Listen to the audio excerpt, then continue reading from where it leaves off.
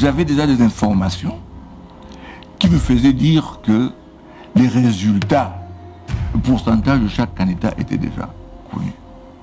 Même le mien, je savais exactement déjà. La preuve est que même dans les résultats étaient préfabriqués. Ouais, préfabriqués, on connaît le pourcentage des autres. C'est pour ça qu'ils n'ont pas pu enlever le bulletin. Oui. Quand Olivier Billet vient me voir pour la première fois, vous savez le langage qui me tient? Il me dit, prof, on a trop souffert comme ça. L'opposition là ne paye pas. Appelons Paul Biya. Je ne dévoile pas un secret, il a dit partout, appelons Paul Biya, qui vient nous sauver. Mettons en place une trahison, allons lui proposer le projet et nous allons nous battre pour qu'il soit élu. L'Afrique du Sud, c'est le carrefour du deal politique de Paul Biya.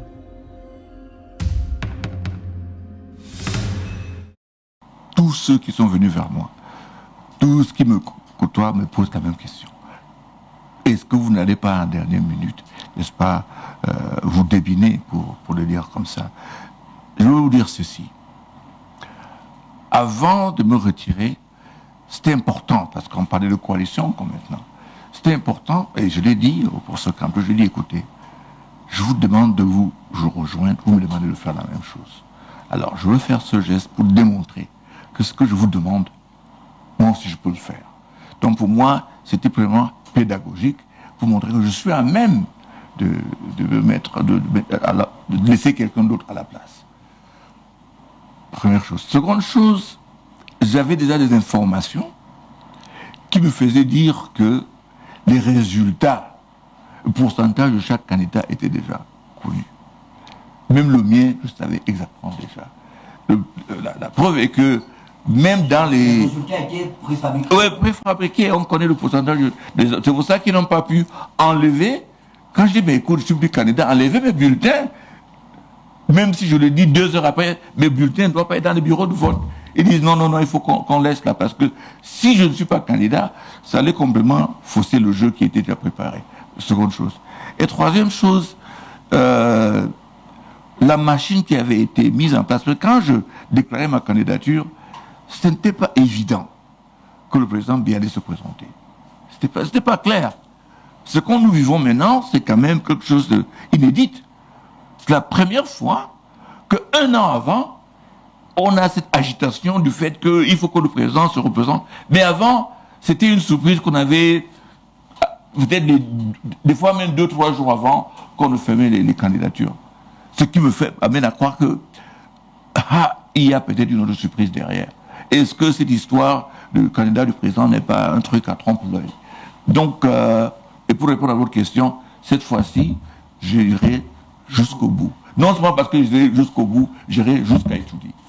Pourquoi vous désolidarisez de l'ATP alors que vous tenez pratiquement le même discours que Olivier Billet? Je vais être clair. Oui. C'est parce que nous avons compris que à l'ATP, c'est une affaire de duperie. Pourtant, le discours est le même. Oui, le discours est le même au fond. Oui.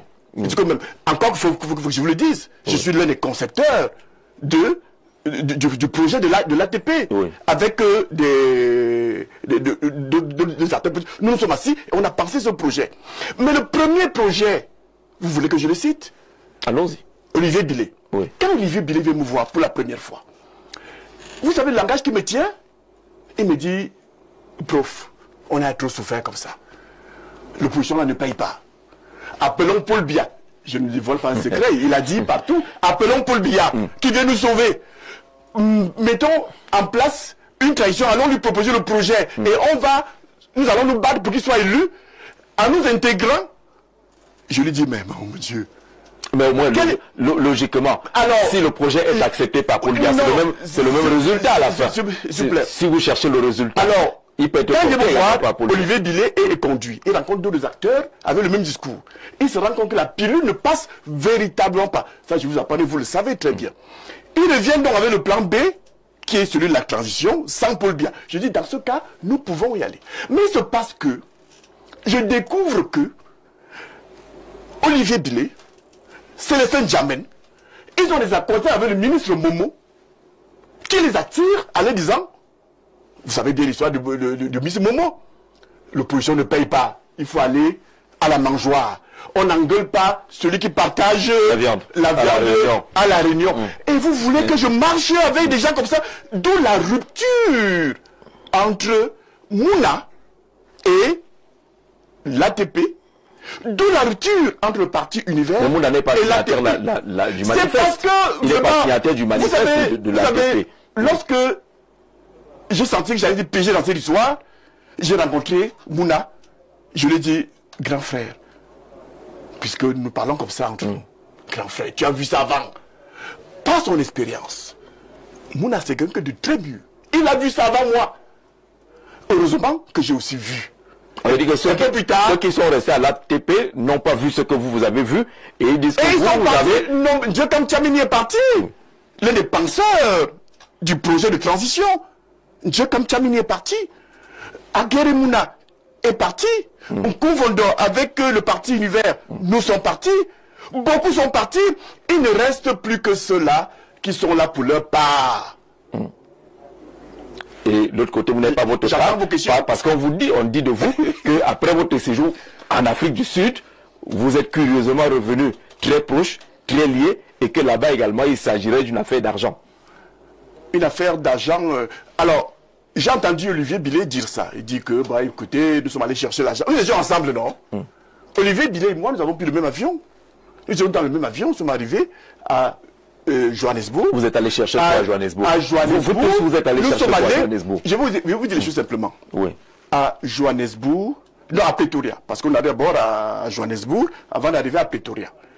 Pretoria, c'est à 50 km de Johannesburg. Nous avons besoin d'un cadre de réflexion. Vous savez très bien ici que il est difficile de mener des activités politiques. J'en veux pour preuve un député de la nation, Kabalibi, qui est pourchassé comme un rat dans son village à Ezeka, parce qu'un député veut parler à ses concitoyens. Vous avez les images? Un policier, un inspecteur de police, monsieur, vous ne parlez pas. Il n'est même plus dans la rue. Il est déjà dans son domicile. Oui. Et le policier entre dans sa chambre et lui dit, monsieur, vous ne parlez pas. On peut discuter avec le policier. Et il dit au policier, écoutez, maintenant je parlais. Il dit, monsieur, vous ne parlez pas. Et il passe la matraque, il met sur la bouche du député. Vous voulez, dans un contexte comme celui-là, faut-il vous dire que le Parti Univers n'a plus jamais organisé de réunion publique, de manifestation publique, depuis 2018. Mais restez avec ça.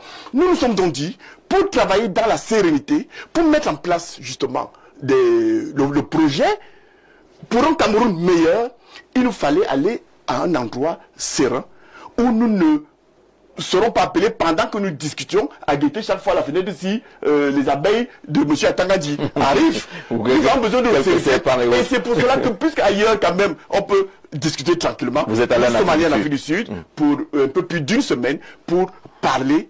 Et c'est de là qu'est né le nouveau projet, bien raffiné cette fois-là, qui n'est plus le projet de l'ATP. L'Afrique du Sud, Pretoria, Johannesburg. Pour ceux des analystes politiques, de la scène politique camerounaise en tout cas, c'est pas cette histoire de Johannesburg ou bien Afrique du Sud. Peut-être aujourd'hui, beaucoup sont au courant de ça. Nous, depuis 2011. 2011, pourquoi? En 2011, lorsque dans le SDF, il y a une pression pour faire monter la candidature de Joshua aussi, le Tchelman refuse. Et après cela, il savait dans les discussions que le directeur du cabinet civil, qui était à l'époque le feu Belinga Ibutu, Joshua a voyagé lorsque il avait refusé de passer, Joshua avait barré sa candidature, il s'est retrouvé en Afrique du Sud. Il est garanti, dans nos renseignements, on devait faire de Joshua député, et voilà, entrer dans le deal. L'Afrique du Sud, il y a beaucoup d'hommes politiques qui sont passés en Afrique du Sud. Voilà Kumvondo, qui dit déjà, Billet, Akiremuna, qui parle de lui-même. Mais qui est en Afrique du Sud? L'Afrique du Sud, c'est Frambia. Les Kabas sont passés là-bas. Je ne raconte pas n'importe quoi. Il y a beaucoup d'hommes politiques. Les leaders anglophones. Vous voyez que Paul Biya s'est maintenu à la tête du pays pendant 43 ans. Pas parce que c'est un féru de la politique. Mais c'est parce qu'il a su utiliser les fragilités de ses opposants. Vous comprenez qu'on ne peut pas construire une coalition véritablement quand vous avez des attitudes comme ça. Mais je reviendrai en détail, ça c'est promis. Je suis, merci, professeur Kouvando. Parce que, pour parler de stratégie politique, on n'a pas besoin de voyager. C'est vrai que de l'autre côté, c'est un état policier. Mais à l'Est, ils ont des relais, pas en Afrique du Sud. C'est la base du RDPC. En Afrique du Sud, je vais demander, qu'est-ce que l'ambassadeur... Allez, le RDPC, c'est la base là-bas. Vous pouvez vous retrouver dans des cadres informels et vous discuter. Vous allez même dans des vias vous rencontrer comme ça. Vous discutez très mal, personne. Les gens sont persécutés lorsqu'ils déclarent qu'ils vont faire des réunions politiques ou bien. Mais si c'est dans des cas de discussion secrète, est-ce que vous avez besoin de voyager? Et même s'il faut voyager, mais il n'y a pas le Tchad à côté. Il n'y a pas le Congo, il n'y a pas d'autres pays à côté. Non. L'Afrique du Sud, c'est le carrefour du deal politique de Paul Biya.